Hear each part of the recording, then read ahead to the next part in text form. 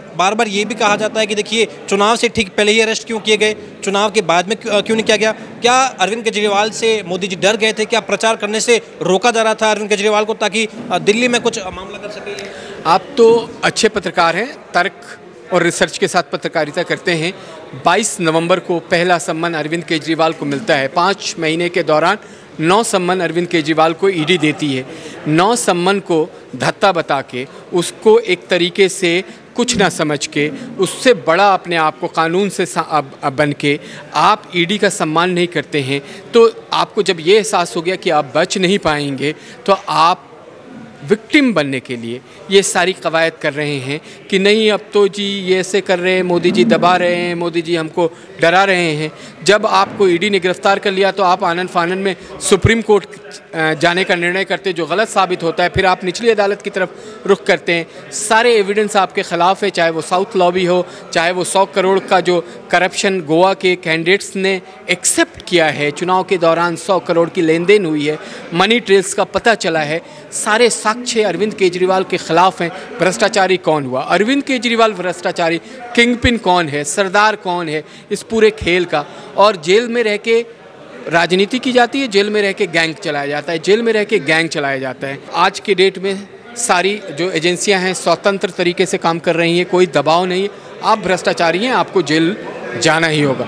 आप अगर अपराधी नहीं होते तो आज आप जेल में नहीं होते। आप अगर परिवारवादी नहीं होते तो आपकी पत्नी स्टेज पे नहीं होती।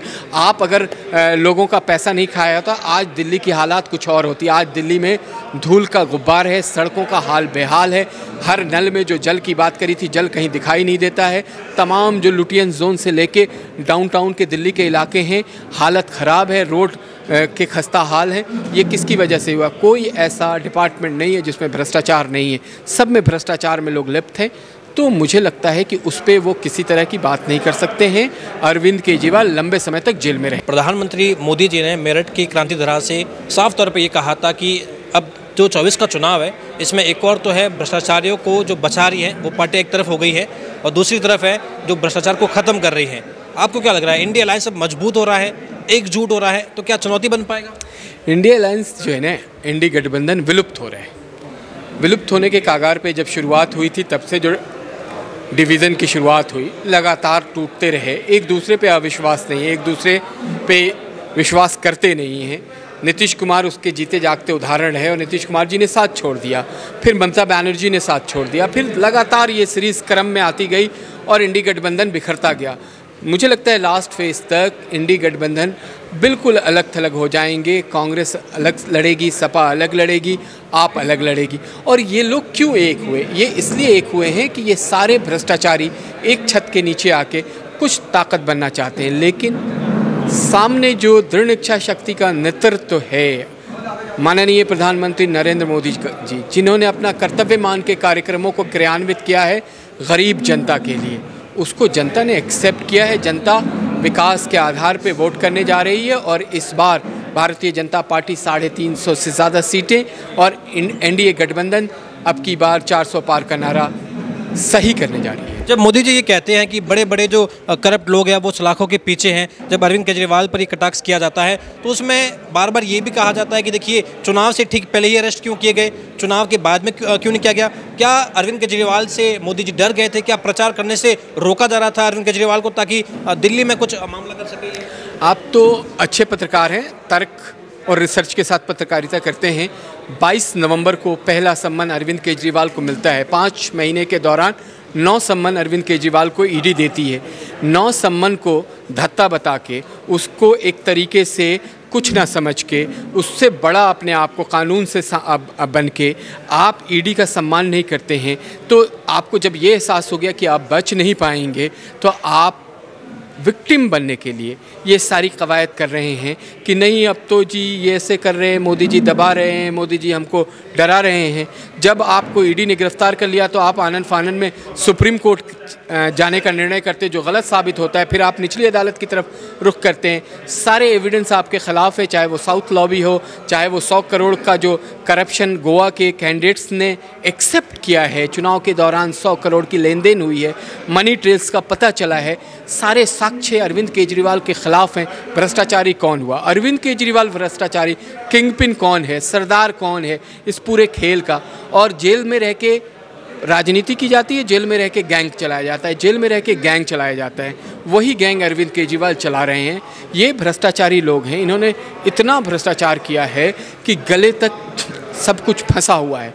अब उनकी सफाई अभियान चल रही है। लगभग 4 उनके लोग अभी जेल में हैं।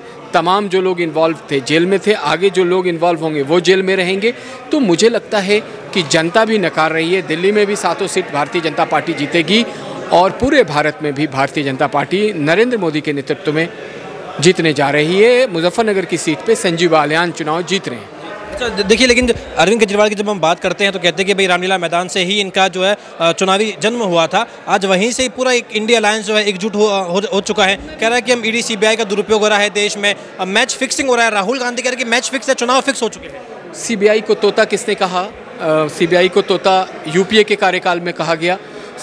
आज के डेट में सारी जो एजेंसियां हैं स्वतंत्र तरीके से काम कर रही हैं, कोई दबाव नहीं है। आप भ्रष्टाचारी हैं, आपको जेल जाना ही होगा। आप अगर अपराधी नहीं होते तो आज आप जेल में नहीं होते। आप अगर परिवारवादी नहीं होते तो आपकी पत्नी स्टेज पे नहीं होती।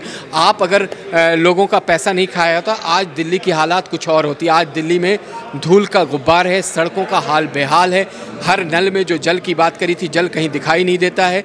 तमाम जो लुटियन जोन से लेके डाउनटाउन के दिल्ली के इलाके हैं, हालत ख़राब है, रोड के खस्ता हाल है। ये किसकी वजह से हुआ? कोई ऐसा डिपार्टमेंट नहीं है जिसमें भ्रष्टाचार नहीं है। सब में भ्रष्टाचार में लोग लिप्त हैं। तो मुझे लगता है कि उस पर वो किसी तरह की बात नहीं कर सकते हैं। अरविंद केजरीवाल लंबे समय तक जेल में रहेंगे। राहुल गांधी कहते हैं कि जब ईडी सीबीआई को आप हटा दो तो 180 का आंकड़ा भी पार नहीं होगा। ये आखिरी सवाल है, 180 का आंकड़ा पार नहीं होगा अगर ईडी सीबीआई को आप हटा दें। ये तोता बन चुका। राहुल गांधी इस तरह की कई बार बातें कह चुके हैं। उनकी बहन लड़की हूँ मैं लड़ सकती हूँ का नारा दे के यूपी में चुनाव लड़ा था।